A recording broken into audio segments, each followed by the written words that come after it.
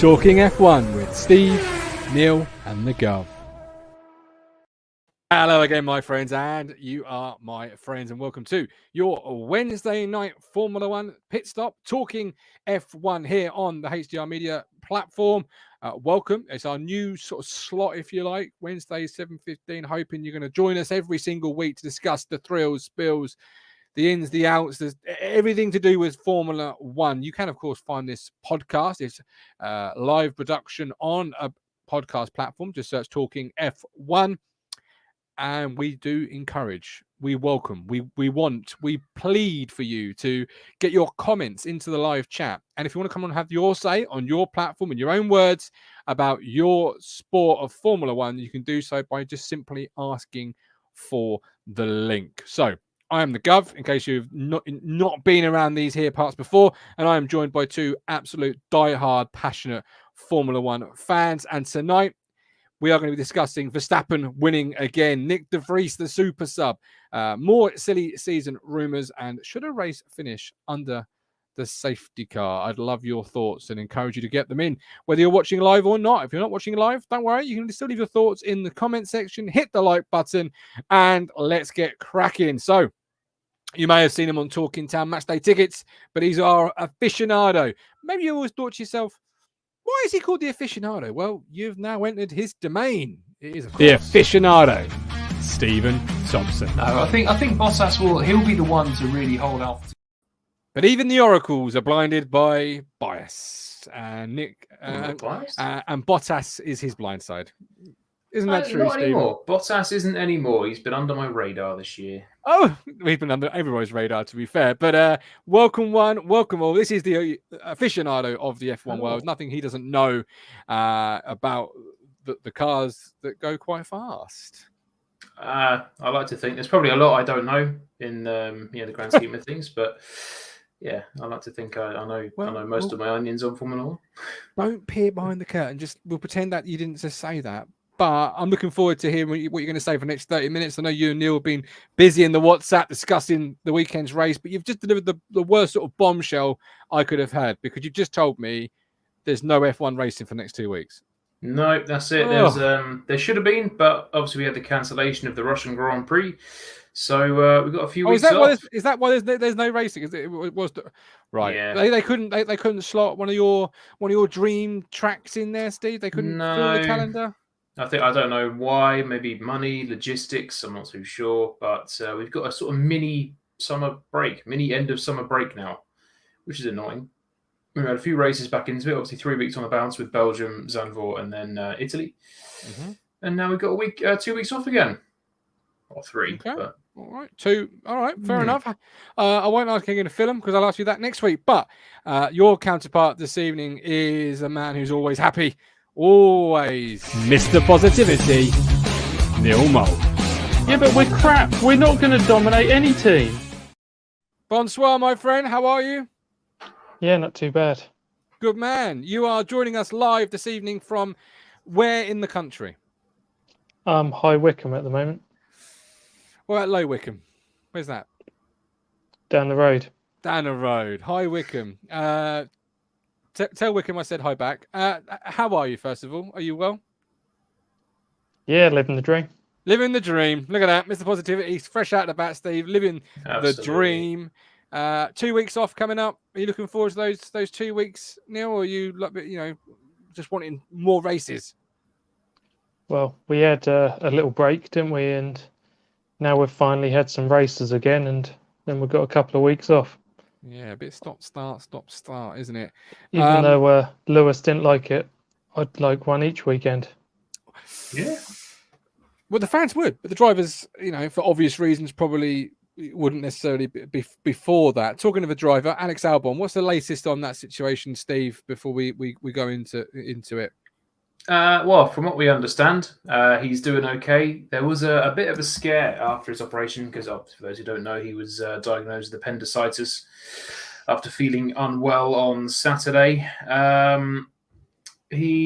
was a bit of an issue. Apparently, he went into a bit of respiratory failure after the operation, something to do with the anaesthetic, I think.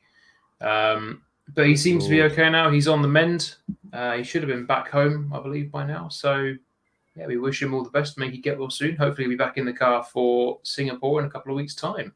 Absolutely. Obviously, the Williams the best Williams driver, without doubt, this year. And the Braves come at a good time. Do you think we'll see him again back this season, Neil, or do you think this is going to sadly sort of end Alex Albon's season a little bit early?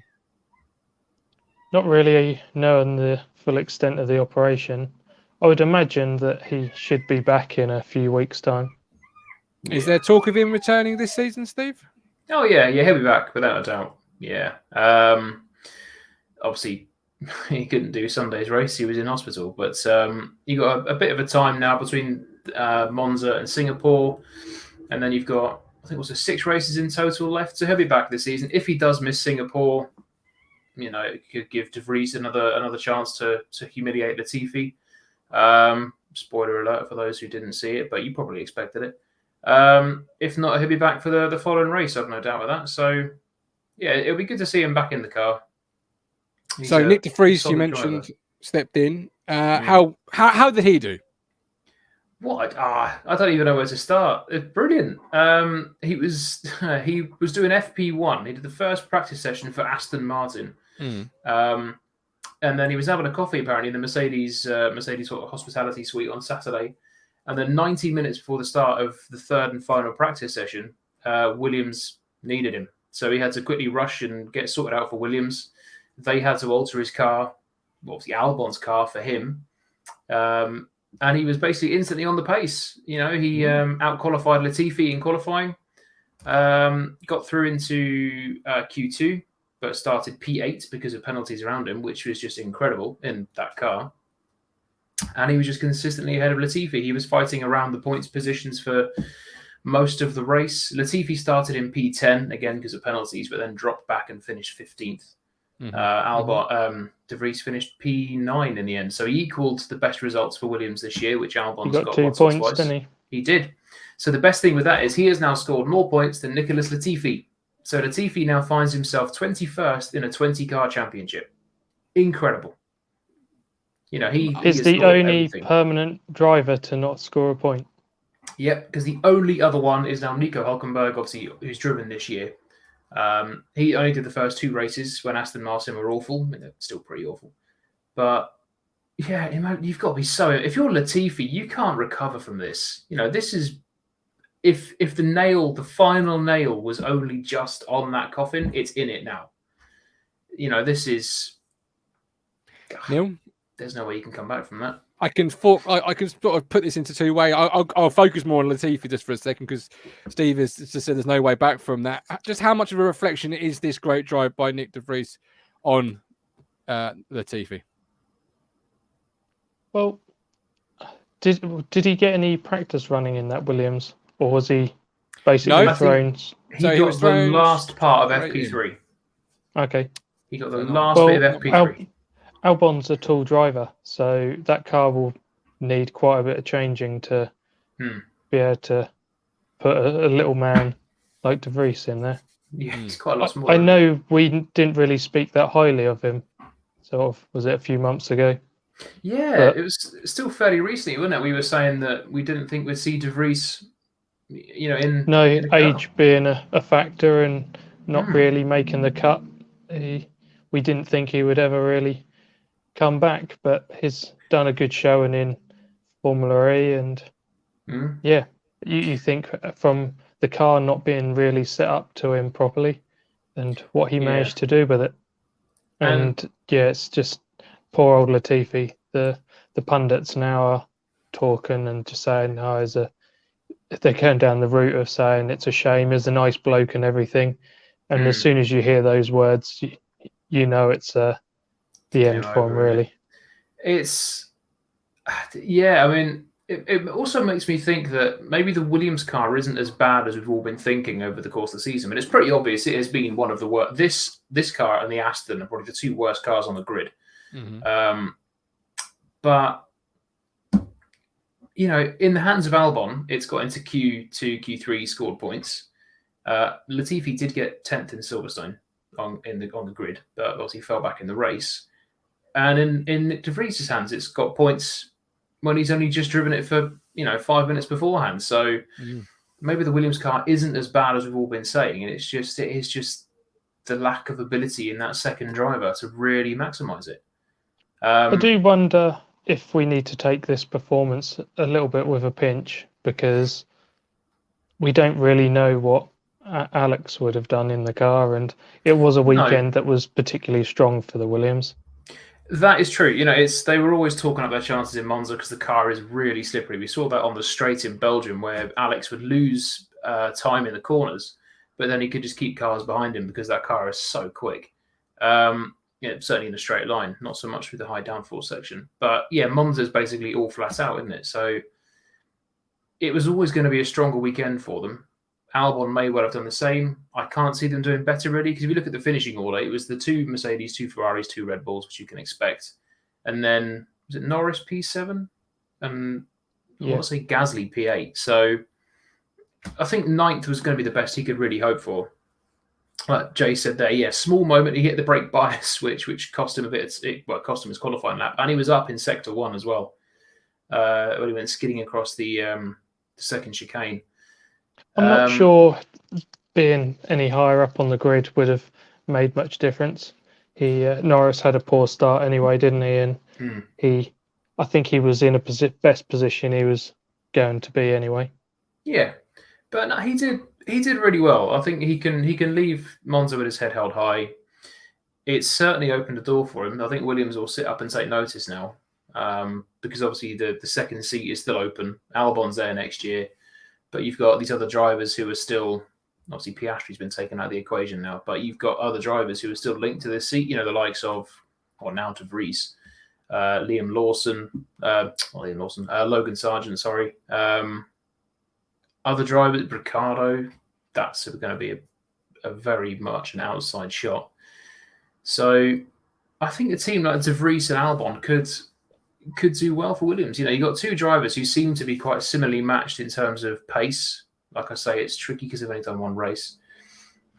As much as I want Albon to fully recover and be back in the car ASAP, I wouldn't mind seeing De Vries in the car in Singapore and seeing how he handles that car in a trickier circuit and an environment where you would expect a team like Williams with that car to struggle. I don't expect points going to Singapore, but people have been talking about getting Latifi out for the rest of the season and putting De Vries in. I don't think that's possible. I don't think that's going to happen. There's obviously a contract buyout. Williams can't really afford to do that, I would imagine. They're not one of the big teams anymore. It's tricky. I think financially they're in one of the best positions they've ever found themselves in recent years. With the guys that have bought the team. Have you heard any of the talk about, because Porsche are trying to find a new team to integrate with? And I heard the Red Bull. Yeah, the Red Bull deal fell through, didn't it? It's because Horner and a couple of the others didn't like the idea of giving up 50% of the company and losing. Basically, they can't say the final decision. It has to then run through Volkswagen. I obviously, you got Audi coming in, who are most likely going to be taking over Alfa Romeo, or certainly providing engines, because they're only coming in as an engine supplier. But you'd imagine they go to Alfa, but they'd probably be Sauber again by the time their deal comes to an end, because it comes to an end next year. Because Porsche haven't sorted out a factory or anything, they're saying that if they wanted to be an engine supplier as well, but it's been said that they'll have to now rebadge the Audi engines, because they were thinking they're going to have the Red Bull powertrains factory and all of that, but now they're not. They haven't got anything in place. I wouldn't mind seeing a Porsche Williams link up. I think that would be quite cool, because it'd be very similar to what we had 20 odd years ago with the BMW Williams link up. So it's still the Williams team, but they've got a factory supply. So they had BMW engines, which were incredible. They sounded amazing. They were fast, but they sort of coincided with the dominant Ferrari era. I think a Williams Porsche sounds quite good. It sounds nice, rolls off the tongue nicely. And if they got a work supply of Porsche engines, it could work well for them. But I can't see it really. I don't know if this is going to put Porsche off for a little bit. And they'll just stick with Audi. I don't know. You might see something. Skoda. There you go, Williams Skoda. Don't be ridiculous. No, there's even though they're part of the Volkswagen group, they're both Audi and Porsche apparently. Yeah, they don't agree on a lot of things, and they're rivals. So that must be tricky though. It must be really complicated because the Volkswagen group has got, well, obviously VW. Then you got giants like Audi, Porsche, Lamborghini are also part of it as well. Yep. Even things like Bugatti. So you've got some motorsport heavy hitters. Some motorsport pedigree in there. Not necessarily with Formula One, but taken into other things. You got like Le Mans in there. You got DTM. All that sort of thing. So there's these big companies all under this one umbrella. They're just going to have like a little battle amongst themselves in Formula One to see which is the best brand. Audi versus Seems Porsche, crazy that we've waited all this time to get one of them, and now they've suddenly decided that there's enough interest and there's enough backing to be able to potentially get two of them involved. Yeah, but there was talk was it not this? Was it 2025, something like that? That there's that American team trying to make their way. Andretti, whether Porsche would join them. No, that would be good. Because Andretti have been turned away for several reasons, and the final remaining one is that they're not a big manufacturer's name. So if they linked up with Porsche, then there's not that argument. I think that's the problem, though. F1 needs more teams. Well, I don't know. I say that because you remember back in 2010, you had 3 new teams enter. You had HRT, Virgin Racing, and Team Lotus, or Lotus Racing, I think they were, the green and yellow ones. And they were all awful. They never threatened the points. They never looked competitive. And they were just there running around at the back. They were always out in Q1, never finishing at the points. That's the tricky thing. F1 needs more teams. There is room for more teams. I think they've got up to a 24-car grid. So you could have a couple of extra teams on there. That what we had in, was it 98, 99? You had the Tyrrells and Minardis back there. Yeah, that's it. I'm sure we had at least 22, didn't we? Yeah, and you had extra teams. You had the likes of Tyrrell was still around then. Mind you, Tyrrell eventually turned into what is now Mercedes, going back through the sort of history. Yeah, was it BAR and all that sort of thing? Yeah, I say it went to BAR and then Honda and etc. But you had Jordan is still technically around under different names, but you had Minardi there, Arrows were there as well. Because Minardi is Toro Rosso now, or AlphaTauri, should I say? Yeah, Jordan and now Aston Martin. So they're sort of still around in their own sort of right, really. But you had the likes of Prost as well. You had likes of Ligier, which became Prost. They were around then. You had Arrows. Toyota turned up at 2000. Comment from Ian Braun. They are now Mercedes, so they're still around. They were Tyrrell, distant relatives. So you've got the room for these extra teams. So I think get a couple more in there. Andretti would be brilliant. They're a big name in Formula One. Obviously, Mario Andretti, F1 World Champion. Thing is, they're a big name in motorsport in general. Yeah, they're involved in quite a few things. I think it'd be brilliant. You've already got one American-owned team with Haas. I think it'd be great to have another one. The interest in Formula One in the States is really spreading, mainly thanks to Drive to Survive. And there's a whole new generation of fans coming through. So get more teams. Just get a couple more teams would be brilliant. Plus, Williams might not be the slowest. Love it. Trying to get Colton Herta involved as well to try and get a bit more American following. Yeah, I don't know about that because it all depends if they can get the right amount of super license points. Because you don't get as many running in IndyCar as you do for Formula 2, I think. There were all sorts of silly formulas that you get more points for than IndyCar, and it just doesn't really make any sense. Not at all. Herta is struggling for 30 points, and does he need at least 50, something like that? 40, I think. I think it's Maybe, 4. yeah. I'm not sure. Someone might know and probably let us know. But there's needing a rookie season to get involved, to be able to make the cut, or if he has a good finish to this season and then has to do some, is it an Asian series? He'd have to do some running in and be within the top 3, and then he could. There's just so many things that he's got to potentially try. Yeah. I know that obviously times have changed, the past decades, but the last driver, well, I don't know if there's been any since, but there was a driver who came through from IndyCar into Formula One, Jacques Villeneuve. Did all right, won a championship, talented driver.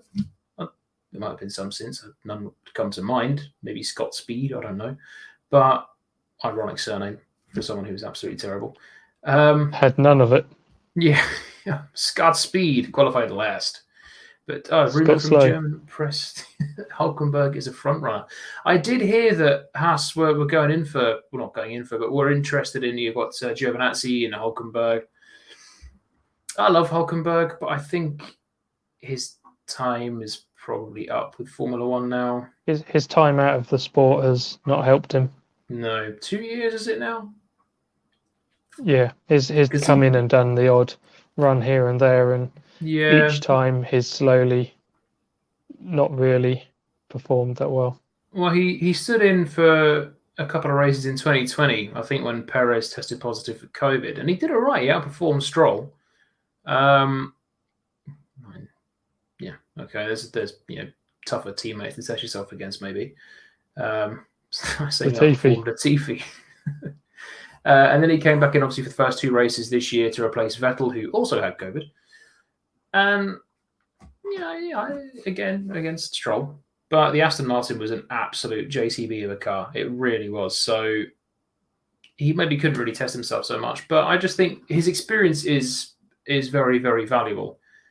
But he has been away for a long time now. There we go. And he's back. Sorry. Welcome back. Sorry.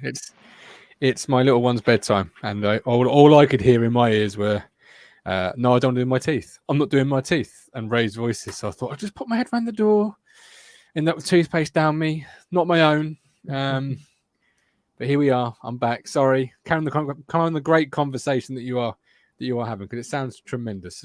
I'll just blend into the background here. All right. I think Haas would do well to keep Schumacher for another year, to be honest. I know he's set to cut ties with Ferrari at the end of the year, though. They don't seem like they want to keep him. They're messing him around. As far as we can see from the outside, they seem to be messing him around with giving him a contract. And they seem to be looking around and almost as if he can go elsewhere. Send him to Williams. Oh, him and a Williams. That would be amazing. I would love that. I was thinking that. Who would perform better out of Schumacher and De Vries? Well, Again, is that the F1 equivalent, guys, of sending somebody to the wall in Game of Thrones? Send him to Williams. Send him to the wall. No, that is the equivalent of sending someone to somewhere amazing. I don't know. Well, you look at it and think, do I really have to go there? But when you get there, it is awesome. And it will be the place to be once again. Well, you said it. Yeah, send him to Williams. Bring him to Williams. I should have said send him to Williams. That's a punishment. Bring him to us. Bring him to Williams. Wish I did. You said it. Send him. Just suck him off to Williams. Be smashed your family name, Sir Cedric Strong. Off to the wall with you. Bring him to Williams. I will. That would be amazing. But apparently he is lined up for an Alpine test. Because Otmar Schaffnauer, who is one of the big dogs at Alpine, reckons there are 14 drivers in contention for this Alpine seat. Obviously, the likes of Daniel Ricciardo is in there. De Vries apparently is now in there. Schumacher, probably Jacques Villeneuve. I don't know. Alain Prost. Juan Pablo Montoya. Everyone who's ever looked at an F1 car is linked to that seat, it seems. It'd be interesting to see. I know we mentioned Colton Herta. He's supposed to be having a test as well. Yeah, the 2021 McLaren, I think I saw. which would be interesting. He did. He didn't His really have a got test, one did with the Alpine. didn't he? With the Alpine. Mm. McLaren are going to release whatever ties they have with him, so he can feel free to join another team. Oh, bloody hell. Nice. I think it's looking more and more inevitable that one day Colton Herta is going to be in Formula One, which might not be a bad thing. You know, you get another guy coming over from the States, American driver, because we haven't had an American driver since, I think, Alex Rossi, who drove for Manor back in, I want to say 2015, 2016, but that was a back of the grid, terrible car. So didn't really show what he could do. Before that, it must have been Scott Speed. So, yeah, again, Mr. Ironic surname. So, yeah, hopefully one day we will see a competitive American driver in Formula One, because at the minute we've just got two uncompetitive Canadians. You know? I think I've only ever known one driver to turn down an F1 seat, and that was a guy that was winning championships. Was it in the Endurance Championship?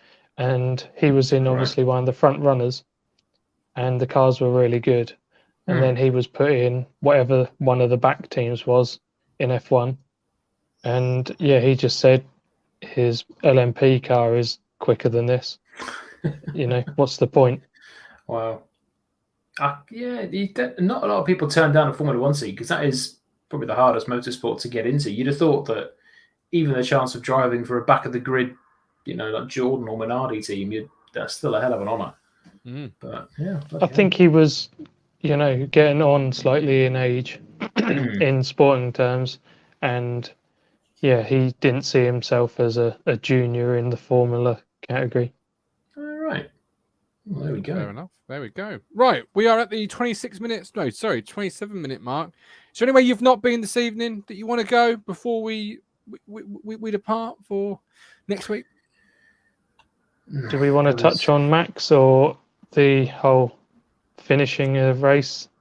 Go for it. Thing, or shall we save that for next week?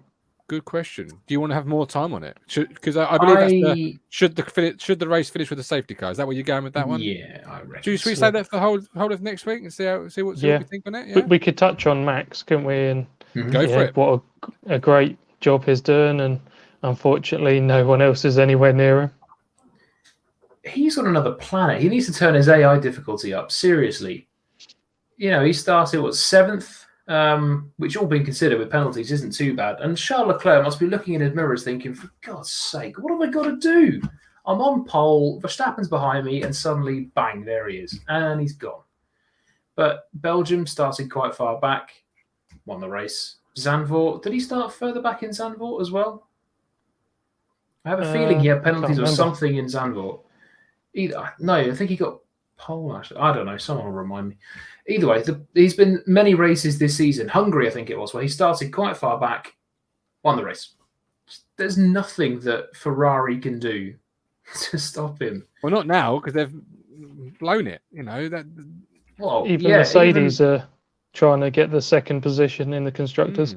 Yeah, I think Ferrari will hold on to it. They look okay, but Max Verstappen is. I think even if Charles Leclerc wins the last remaining races and Verstappen finishes second in all of them, he can still win the championship by some margin. Yeah. This is just insane domination from Red Bull. And this is like Vettel's Red Bull all over again. You know, they come back after the summer break and they're on another planet. It won't be mathematically, but if he wins the next 2 races, is pretty much, the title's his. I think he can win it in Singapore. Okay. I'm not sure what he has to do. I would imagine probably winning a race with a fastest lap, maybe, and maybe a Charles Leclerc no score. But he can win the title in Singapore with 6 races to go. After the first 3 races where they retired twice with mechanical issues, and Charles Leclerc had won 2 out of those 3 races, both the races in where Max retired. Everyone thought, well, this is it. This is going to be Ferrari season. Red Bull are going to struggle here because the car is unreliable and shakes itself to bits. No, and it's just Ferrari imploded and Red Bull got their shit together. So it's insane. It really is. Yeah, the problem is people are mentioning that the F1's not really any good anymore, but I don't really agree. I think this new the new rules have made the best racing we've had in ages. It's just unfortunate you've got a driver that's absolutely on top form in the best car on the grid, and yeah, Red Bull have just come out and done the best job, and it's on everyone else to improve. And unfortunately, he's absolutely running away with it. We've just got a one-sided championship again. It's not even like we've got two teammates fighting, is it? Because Perez is off the pace now as well. No, I mentioned that. It's, you haven't even got a Seb and Webber fight, have you? That sort of thing. It's incredible. I mean, the racing this year has been better, especially around the midfield. You've got this incredible fight with Alpine and McLaren. You've got teams who aren't scoring maybe like we thought they would, like Aston Martin, AlphaTauri. And the battle for second and third is going to be really close because both the Mercedes drivers are incredibly consistent, as are the Ferrari drivers, but Ferrari don't hire strategists apparently. So sorry. It's going to be an incredible fight, certainly for second and third. Red Bull might just win this. I'm not sure. Well, that is an aficionado opinion. Obviously, evidently, you must be in the know there, Steve. Because I don't. Yeah, quote me on that. Red Bull winning this championship. Yeah. Also, lead us out, my man. I mean, that is a great experience. So next week we'll touch on the safety car finish. Should races finish under the safety car? Another set of circumstances from the last race where it happens. We'll touch on that next week. But tell the people where they can find this great show again. Yeah, you can find us. We're back next Wednesday, 7:15. Obviously, lots to talk about then as well. There might be some more driver transfer news. Who knows? Yeah. In the meantime, you can find us on all of your podcast platforms. You can find us on YouTube. We're on Twitter now at Talking F1 Fans. So give us a follow on there. Will be much appreciated. And then obviously we'll keep you in touch with everything Formula One. So we'll see you on Wednesday at 7:15.